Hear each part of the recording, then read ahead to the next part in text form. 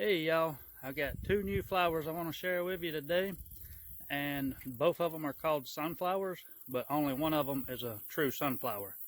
This big guy behind me, this is called a Mexican sunflower. It's not a true sunflower, but it's a really impressive plant, and I want to show it to you and tell you why I think it's worth growing if you live in a place that's warm enough to grow it. So you see, for one, just how big it is. So I'm around 6 foot tall. This trellis is a little taller than me, and you can see these guys are going way up above it. And do you see that hummingbird? That's the other cool thing about this. This is a big thing I was going to point out. This is a hummingbird magnet. It's a pollinator magnet, but if you're into hummingbirds, these guys love them. There's feeders with the sugar water not far over that way, and that hummingbird has been hanging out here all morning, and that's normal. There's usually a few of them fighting over this bush. So from top to bottom, really tall. These plants were planted really late. You can see basically all I did is I had the okra here. The okra was oh so tall, and the okra was planted late, but around mid-June or so I stuck these sunflower seeds in just to have something growing in the bed with the okra. And I never did come back and thin these out, and it doesn't really seem to be a problem. They've sort of coexisted together. But I will say, if I had took two of these out and left the one plant would probably be still taking up the same amount of space as the three put together are. But what's really impressive about the plant is the amount of branching. There's branches all the way down, and then along the main branch you can see even more branching off of that, and this whole thing will continue just like that all the way till frost. So they start blooming, midsummer, and they don't check up till frost. They actually, now that it's getting cooler here in the fall and we're getting a little rain and cooler temperatures, these things start coming into their own again and really pumping out the blooms. And talking about the blooms, they're about $1 in size. They're not so overly showy like some flowers that have, double blooms and all that. But that's better for the pollinators, and still, that's a pretty vivid colors, and it's really pretty look. I don't know about how good of a cut flower they are. I tried it one time and they sort of wilted down, but that could have been me. But just the fact that these guys keep pumping these blooms out, and just the size of it. And the other thing I want to mention is how low maintenance these are. So these actually don't like a lot of fertility.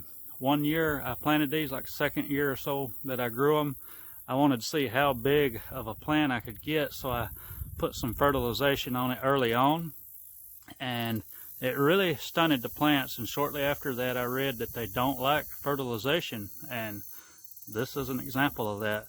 This is in okra patch, so it hasn't got much water because I don't put a whole lot of water on the okra, and it hasn't had any fertility other than what it may have pulled off from the okra's fertilization. But really impressive, really low maintenance, loves the heat, loves the drought. Yeah, just a great flower. And again, if you're into the whole pollinator thing, there's a grasshopper. If you're into the pollinator thing, or especially the hummingbird thing, you need to have this if you're in a place that it'll grow.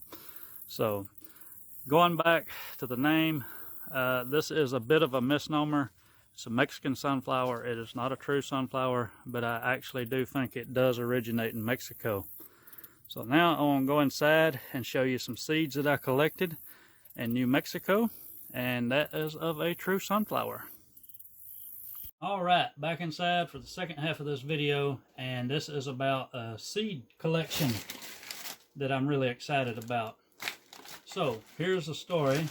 As I just went to New Mexico and came back, and I traveled Interstate 40 to get out there, and starting in Arkansas and going to New Mexico. The Interstate 40 goes all the way across Oklahoma, across the panhandle of Texas, and in New Mexico. So from mid Oklahoma all the way into New Mexico, I saw wild sunflowers down both sides of interstates, down the median, growing everywhere like weeds, because that's what they are basically. That's where they're native, and they're beautiful. They're not huge. I'll chop in a picture here, but the flowers are about size of a silver dollar in diameter, you know, about like that. And some of the plants were 1 to 2 foot tall. Some of them were overhead high, and just blooms all over. They're multi-bloomed plants. And it dawned on me when I came back through New Mexico, I stopped at a rest stop so I could get some of the deadheads. And then one other time I had to stop and check on something with the truck on the side of the freeway, and there happened to be some there as well, so I got a few more. This is all I did. This is really simple, you know, nothing special. I just cut the deadheads off, or broke a few of them off and put them in a sack. And unfortunately, most of the seeds that fell out, I guess they're free falling after they mature. But I do have quite a few seeds here anyway, and I'm going to try to grow those out next year. But I was thinking, I thought that I thought I had been told that the wild sunflowers that are native to North America are the ancestor of all of the modern sunflowers we have now. And as you know, sunflowers are a big part of our food chain. We grow them for the seeds to eat, we grow them for oil, we grow them for ornamentals, and probably a bunch of stuff that I'm not even aware of. But they came from these, and I thought that, but I was unsure about it, so I reached out to somebody that knows this sort of stuff, and I'll read you something that came to me on Instagram. Okay, just to let you know, I didn't just ask some random person off the street about this. I asked somebody that I felt would know what they were talking about, and that somebody is a couple from Kansas that own and operate a seed company. They produce their own seeds. They have lots of cool genetics, but they also do a lot of landrace genetics. If you're into that kind of thing and you do Instagram, check these guys out, the Buffalo Seed Company. I've been following them for a few months now, and they put out some incredible posts. But anyway, I feel like they know what's up. And I asked them specifically, is this wild sunflower that I found, is this the ancestor to the modern sunflower? And told them the story about collecting the seeds in New Mexico. So here's their response. Cool. Wild sunflowers, parentheses, and they put the Latin name, Helianthus something, are indeed where domesticated sunflowers came from.